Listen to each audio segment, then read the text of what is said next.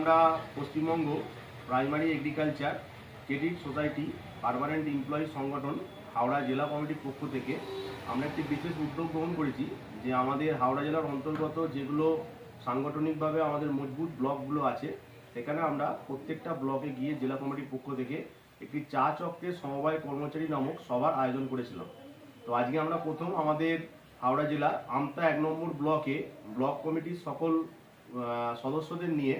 আমরা আজকে এই চা চক্রটি সম্পন্ন করলাম এবং এটি সফলতার সঙ্গে সফলভাবে সংগঠিত হয়েছে। এবং আজকের যে সভা এখানে হয়েছে সেই সভাতে উপস্থিত ছিলেন আমাদের রাজ্য কমিটির সদস্য তথা আমাদের হাওড়া জেলা কমিটির স্থায়ী সভাপতি প্রতাপ কুমার পাঁজা মহাশয় সহ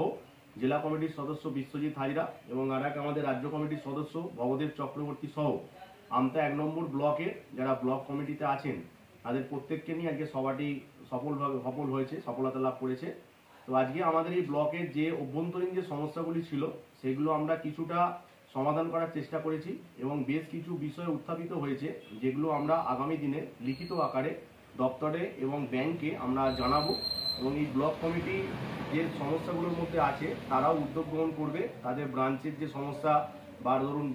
এই ব্লকে আপনাদের জানিয়ে রাখি যে পার্মানেন্ট সিআই সাহেব না থাকার জন্য এনারা বেশ সমস্যার মধ্যেই আছে। আমরা জেলাগতভাবে আমরা এআরসিএস ম্যাডামের কাছে বিষয়টা আমরা উত্থাপন করব এবং আগামী দিনে যাতে এখানে পার্মানেন্ট সিআই সাহেব আসতে পারে তার জন্য আমরা রাজ্য কমিটির কাছে ওই বার্তাটা পাঠাবো যাতে ডাইরেক্টর লেভেলে এনাদের বলা হয় বিষয়টি নিয়ে।